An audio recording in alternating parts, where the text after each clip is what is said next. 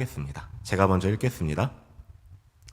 이스라엘 자손이 라암셋을 떠나서 숫곳에 이르니 유아 외에 보행하는 장정이 60만 가량이요 수많은 잡족과 양과 소와 심이 많은 가축이 그들과 함께하였으며 그들이 애굽으로부터 가지고 나온 발교되지 못한 반죽으로 무교병을 구웠으니 이는 그들이 애굽에서 쫓겨남으로 지체할 수 없었음이며 아무 양식도 준비하지 못하였음이었더라.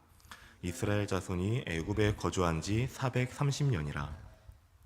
430년이 끝나는 그날에 여호와의 군대가 다 애굽 땅에서 나왔은즉 이 밤은 그들을 애굽 땅에서 인도하여 내심으로 말미암아 여호와 앞에 지킬 것이니 이는 여호와의 밤이라. 이스라엘 자손이 다 대대로 지킬 것이니라. 여호와께서 모세와 아론에게 이르시되 유월절 규례는 이러하니라. 이방 사람은 먹지 못할 것이나 각 사람이 돈으로 산 종은 할례를 받은 후에 먹을 것이며 거류인과 타국 품꾼은 먹지 못하리라. 한 집에서 먹되 그 고기를 조금도 집 밖으로 내지 말고 뼈도 꺾지 말지며 이스라엘 회중이 다 이것을 지키니라.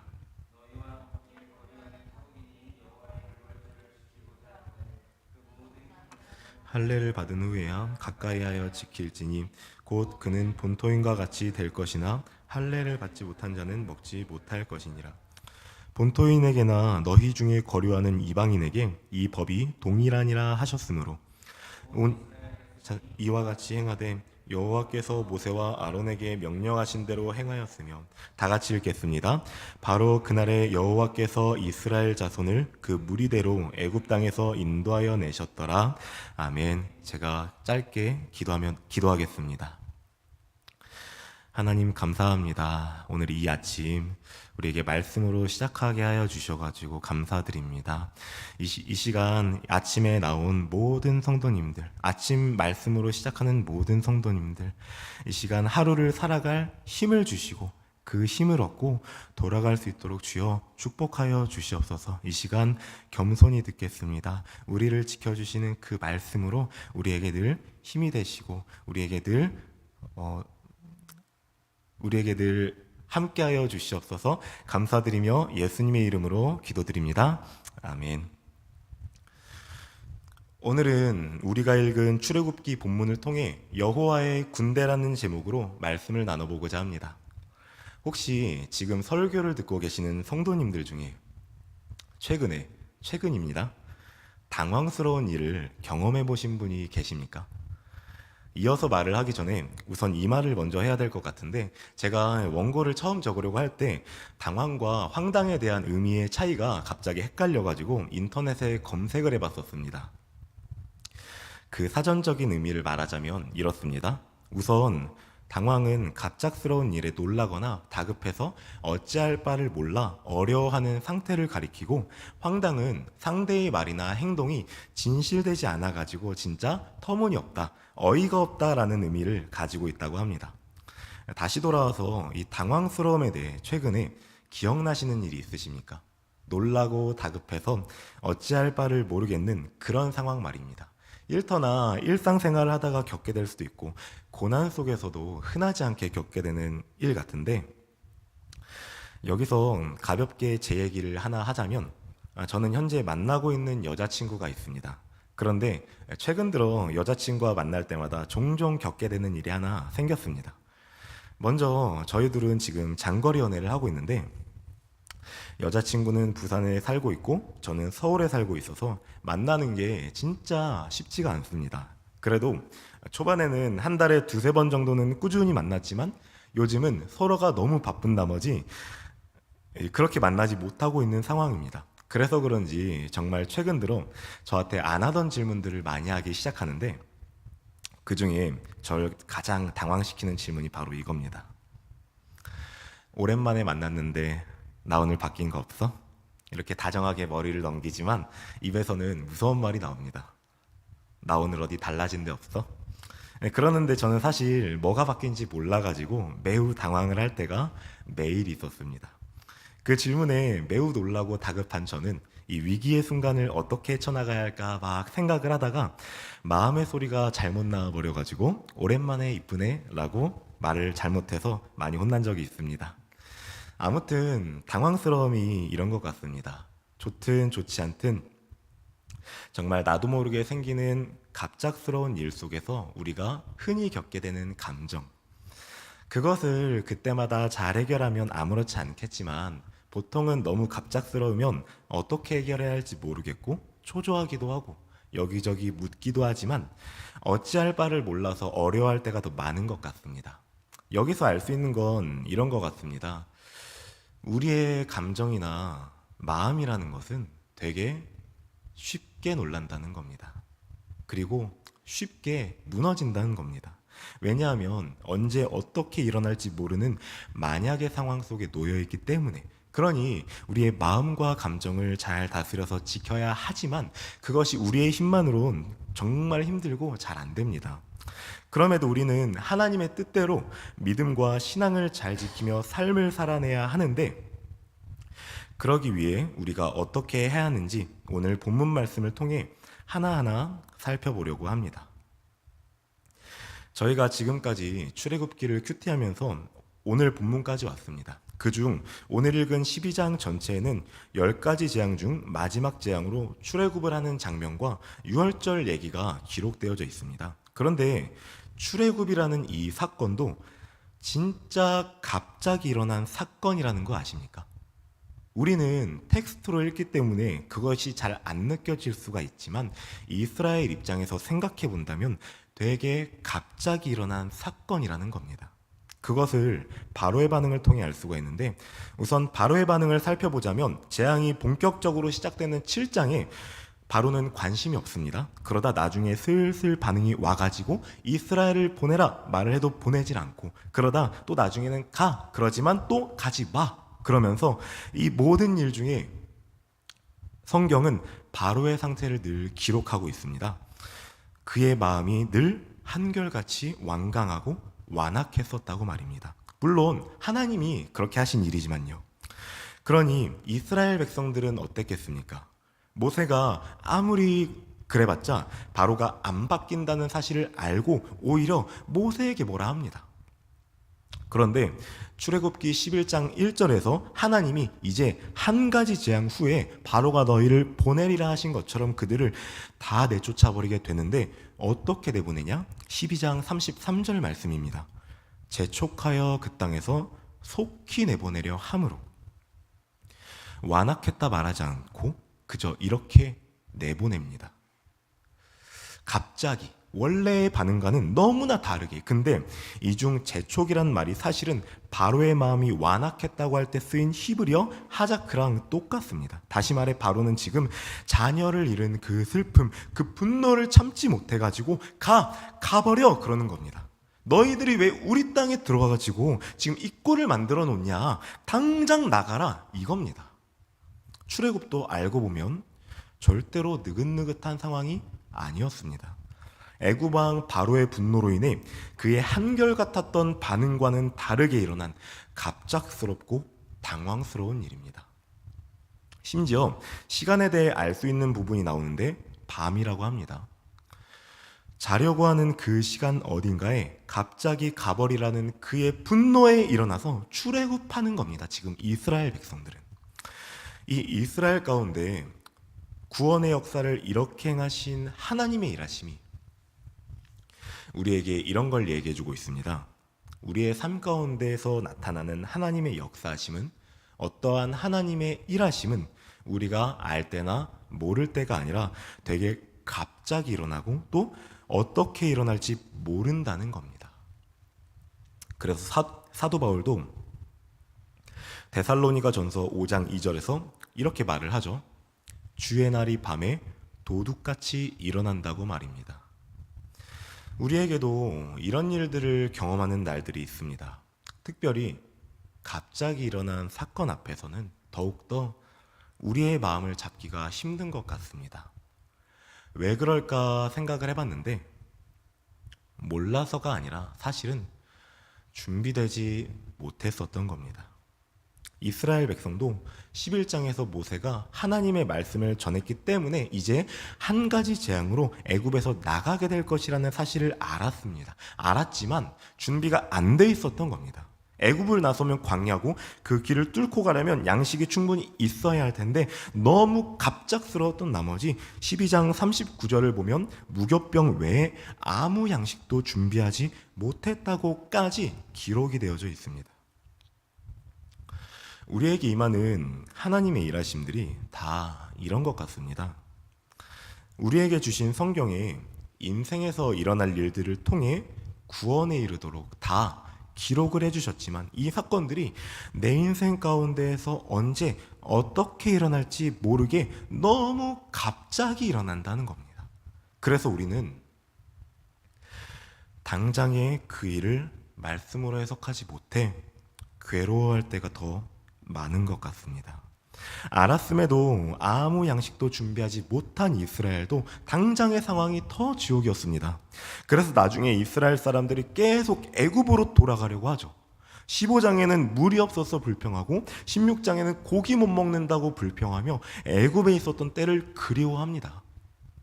자신들이 준비하지 못했음에도 불구하고 지금 괴로워할 뿐만 아니라 남 탓까지 하고 있는 겁니다.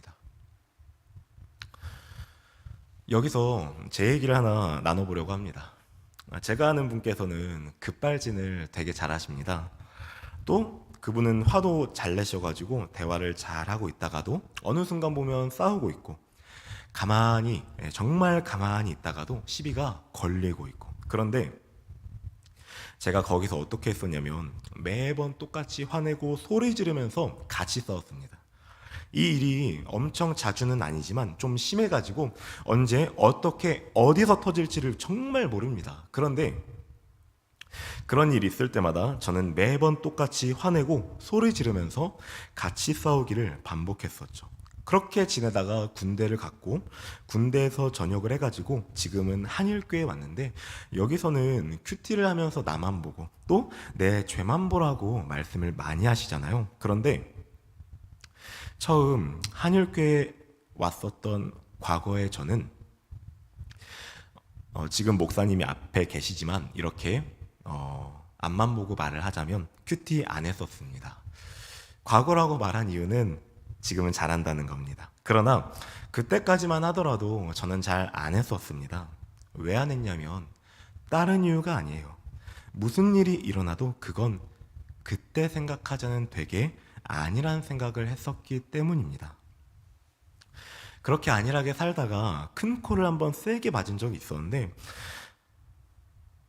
그날은 제가 말한 화 잘 내시는 분과 일이 생겼는데 그날엔 지금까지 당하는 그 모든 일 가운데 최초로 어떤 생각까지 들게 되었었냐면 못 참겠다 정말로 찾아가서 죽여버릴까라는 그런 생각이 제 안에 저절로 와가지고 정말 실행을 하고 그냥 감옥을 가고 싶다는 마음이 조금 있었습니다.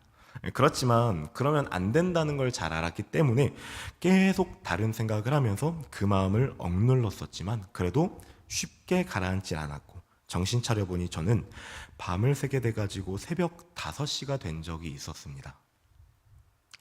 이렇게만 있으면 안 되겠다 해서 그날 아침 예배를 드리러 갔지만 그날은 특별히 말씀을 적으면서 들어도 귀에 안 들어왔고 기도를 하려고 해도 기도가 안 돼가지고 눈만 감고 쭉 시간을 보냈지만 갑작스레 일어난 상황과 풀지 못하는 그 분으로 인해 여전히 날 괴롭게 하는 그 사람 생각밖에 안 들면서 너무 괴로웠었던 적이 있습니다.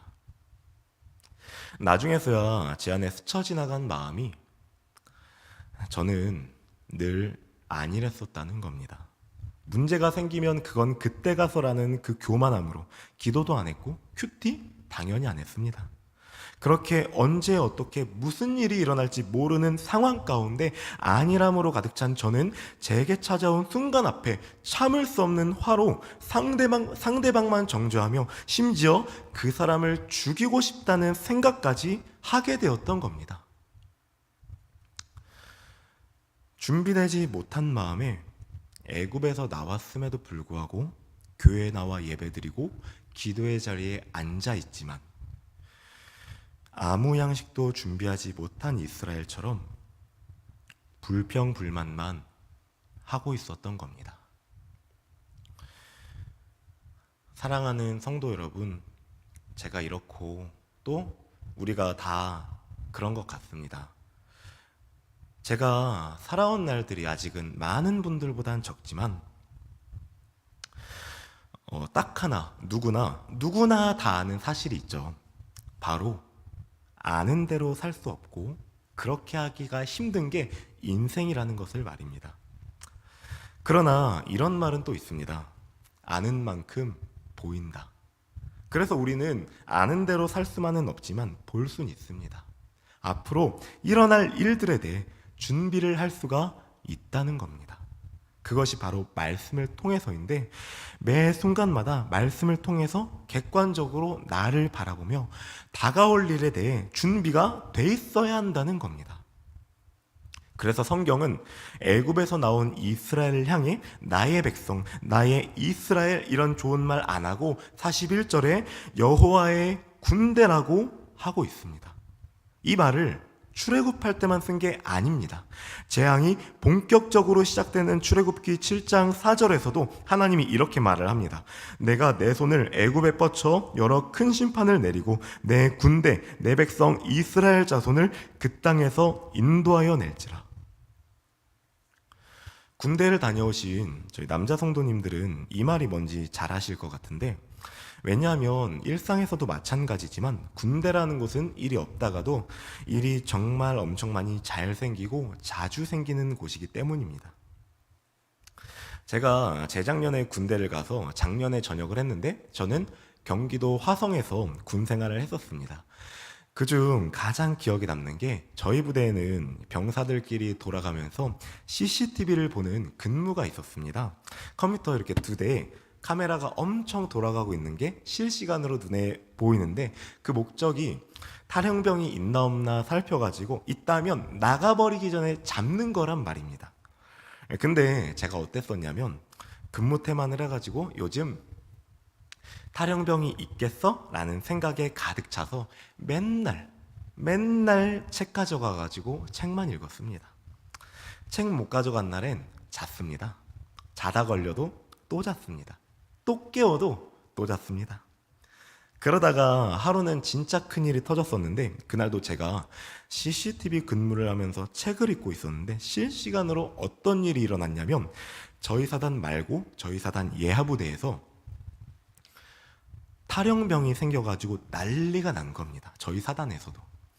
그 일이 일어난 게 새벽 2시인가 3시였었는데 주무시던 간부님들이 일어나서 경찰이랑 전화하고 그 지역 택시도 막고 새벽에 막사에서 자는 병사들 다 깨워가지고 그 시간에 그 한 명 찾으라고 내보내는 겁니다. 심지어 아무래도 일이 일인지라 사단장님까지 찾아오셨었는데 그 이후로는 제가 엄청 열심히 근무를 하게 되는 계기가 되었었습니다. 이런 것 같아요. 우리가 준비하지 못하는 이유는 에이 설마 오늘 무슨 일이 일어날까? 그러는 우리 안에 갑작스레 찾아오는 일들이 있다는 거죠. 물론 우리가 그걸 붙잡고 하루 종일 빠져 있으면 안 되겠지만 준비하는 자세가 필요하다는 겁니다.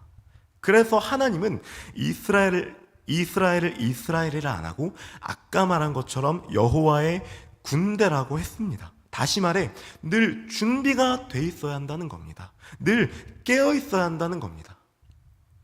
하나님이 우리를 위해 기록해 주신 이 말씀을 통해 나의 마음, 믿음, 가정을 잘 지키기 위해서. 아까 안일함이란 말도 계속했는데 그 말의 사전적인 의미는 이렇습니다. 편안하고 한가롭다.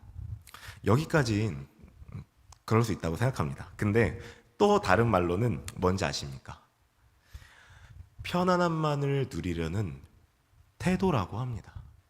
저희도 사람인지라 쉬어야 할 때가 있습니다. 그러나 이런 태도로만 살아가는 것을 우리는 경계해야 합니다. 그래서 이를 잘 피하기 위해서는 늘 나를 객관적으로 바라볼 수 있는 말씀과 기도밖에는 없는 것 같습니다. 군대도 철저하게 깨어있는 집단입니다.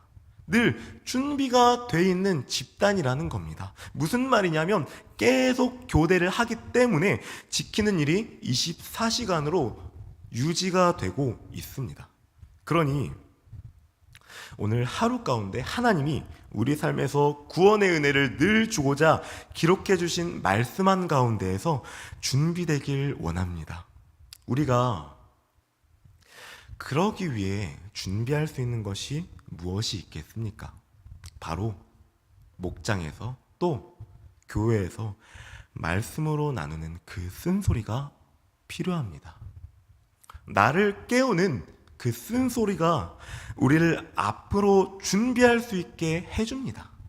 제가 이렇게 아침 예배 첫 설교를 하기 전이나 또 저는 중고등부 전도사인데 설교를 하기 전에 목사님께 설교 피드백을 많이 받았었습니다. 그런데 아무래도 저도 사람인지라 이게 당연히 듣기가 힘들 때가 많았었습니다.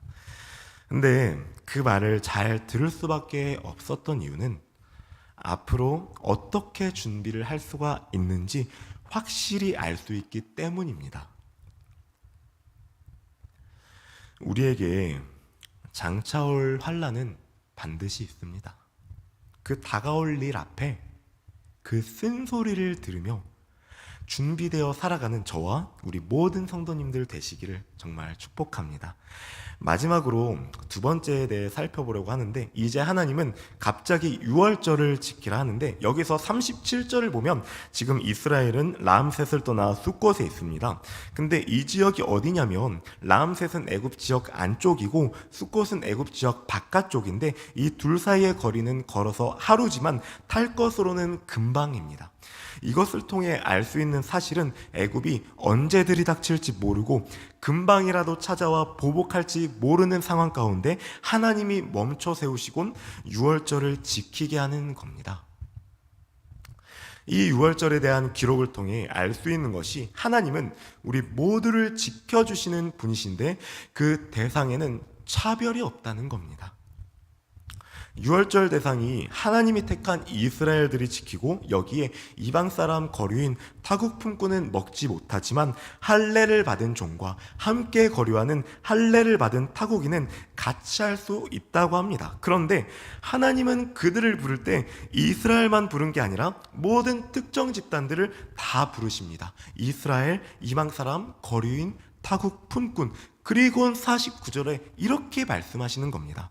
본토인이나 너희 중 거류하는 이방인에게 이 법이 동일하니라. 이 말씀이 무슨 의미냐면 하나님이 고난 앞에서, 문제 앞에서 우리를 지켜주시기 위해 깨어있으라고, 준비되어 있으라고 말하는 그 대상에는 차별이 없다는 것입니다. 이 말씀을 우리가 적용할 수 있는 게 누군가를 바라볼 때 얘는 그러래 아니야, 얘는 괜찮아 라고 말하는 것을 조심해야 한다고 생각합니다.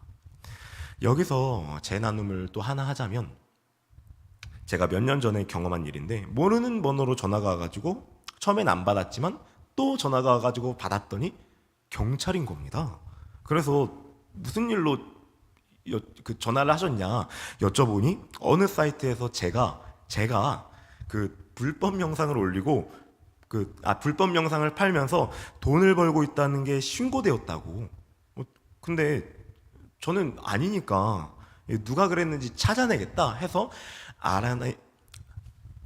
알아낸 결과 저랑 가깝게 지내던 동생이 제 정보를 그렇게 이용하고 있었다는 사실을 발견했지만, 그것보다 제가 더 놀랐었던 사실은 뭐냐면 저는 그 동생을 향한 선입견이 하나 있었습니다.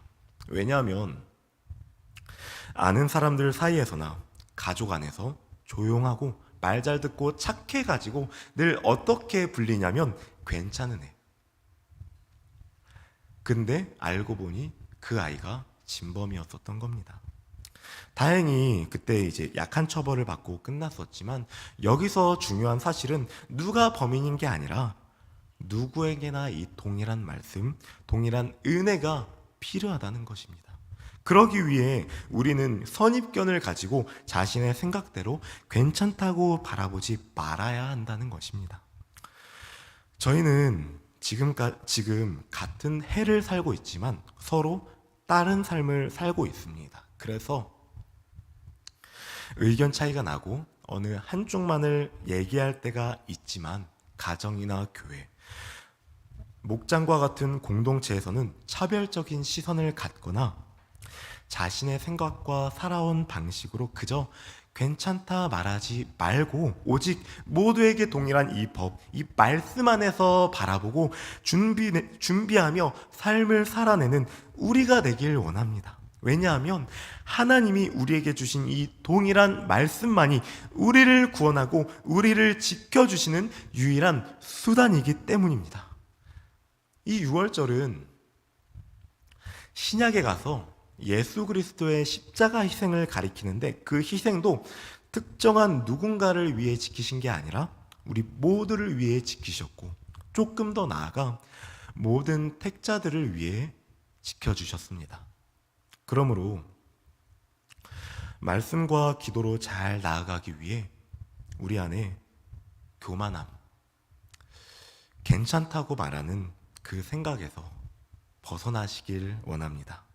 나는 괜찮을 거야, 나는 평안할 거야 하는 그런 이기적인 마음이 데살로니가전서 5장 3절에 멸망을 불러온다고 말합니다. 그 구절을 읽어드리자면 그들이 평안하다, 안전하다 할 그때에 임신한 여자에게 해산의 고통이 이름과 같이 멸망이 갑자기 그들에게 이르리니 결코 피하지 못하리라. 그리고 이어서 6절에 이렇게 말을 합니다.